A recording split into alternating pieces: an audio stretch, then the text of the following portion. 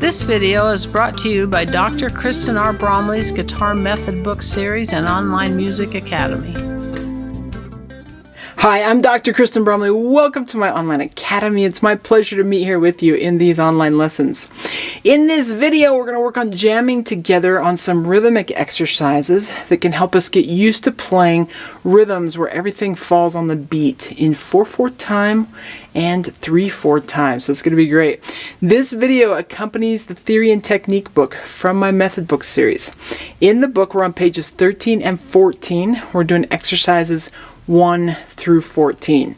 Now each one of these is going to happen twice, first at a slower tempo and then a faster tempo, so you can get used to it at those two different tempos. And we're going to be doing this right along with the drum set, so it helps us keep playing along with the drums like that, helps us keep track of the beat and kind of learn where we are inside of a measure happening with a basic groove. So it's going to be fun. Now, just remember that when we have the whole note, it's worth 4 counts. When we have the dotted half note, it's worth 3. Half note's worth 2, and a quarter note is worth 1. And then if you saw the last video, I went over some strategies for counting rhythms. In this case, numbers 1 through 8 are in 4/4 time, so we'll just count 1, 2, 3, 4 with each of those measures and then place each one of these rhythmic figures on the beat that it falls on. And we'll know that because it lasts, the previous one lasts for the number of counts that it is held for. The other thing to watch for in these is the ties. So sometimes we have 2 notes tied together by that arched line. That means that it's played where the initial one happens, but it's held for the 2 of them combined.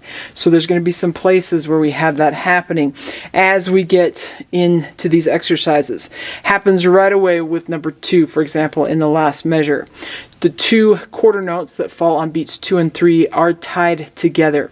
It's a common practice instead of putting a half note there, so we can see where beat 3 happens visually, which really helps. So that's why we might run into that sort of thing, because otherwise that rhythm could also have just a half note there instead of tying those 2 quarter notes together. But that's an example, 2 notes tied together. We play them or sing them or strum them, whatever the case may be, where the initial one happens in time, and we hold it for the length of the 2 combined.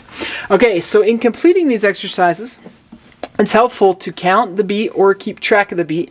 And then with each of these, we're going to say things that commonly show up in music. So it's okay if you're having trouble with one, just work on that over and over until you get used to seeing that rhythmic figure written and knowing what that feels and sounds like at the different tempos that we're going to play it at. But as you're doing this, you can do these in a number of different ways.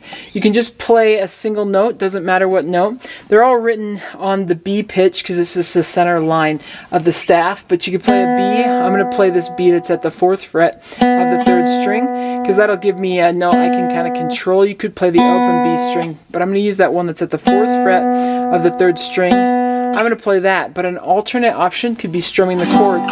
So when I play that, on that first one, for example, 1, 2, 3, 4, 1, 2, 3, 4, 1, 2, 3, 4. That's how that one would work. I could alternatively strum a chord. A G chord would work really well. So I could just 1, 2, 3, 4, 1, 2, 3, 4, 1, 2, 3, 4. So that's another way to approach it. You can just strum muted strings. 1, 2, 3, 4, 1, 2, 3, 4, 1, 2, 3, 4, and just make sure that when you're strumming that it happens on the figure. The reason I would prefer doing a chord that is ringing over the muted strings is that with the muted strings all you hear is the entrances.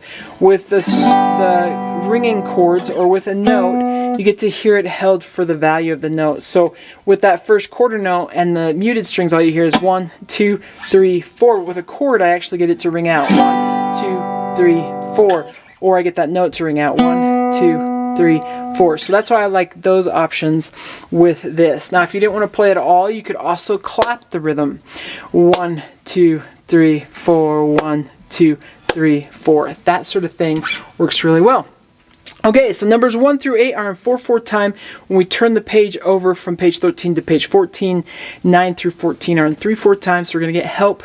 We're going to get opportunities to practice in each one of those. Of course, in 4/4 time, 4 beats per measure. So 1, 2, 3, 4, 1, 2, 3, 4.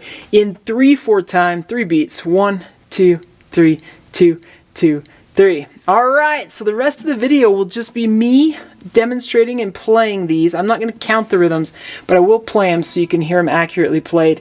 And I'm just going to play that B pitch. So if you wanted to play a B, you could. You could also strum. A B works well in a G chord. So a G chord is a great option, and it's a really familiar chord to practice these at. So that's another thing. You could wear yourself out with bar chords if you wanted to, but use one of those options. Count. You can also just count the rhythm and listen to me play it if that helps you. Take advantage of how this video will play out with me playing these, and you can play along, speak along, sing along, or clap along, whatever you'd like to do that helps you master these rhythms. All sorts of common rhythms happening here. One other little thing I will mention when the rests are introduced. If you are strumming or playing that note, it's really good to just not have the chord or the note ring during that time. So we'll see that sort of thing, for example, with number 5 in the first measure, where I have a quarter note and then 2 quarter note rests and then a quarter note. So it'd be nice to have 1, 2, 3, 4, 1, 2, as it continues on, so that we actually hear the rest. Same thing with the notes. You want to try and articulate those notes. You can say the word rest in the counting system in place of the number that you would say in that spot, if that helps you. So I could say 1, rest, rest, 4, 1, rest, 3, rest, if it helps to say rest. In that mindset of getting used to playing that rest, then that's a great thing to add into that counting system. Okay, it's going to be great. 2 tempos, first a slower tempo and a faster tempo. Let's go ahead and play these.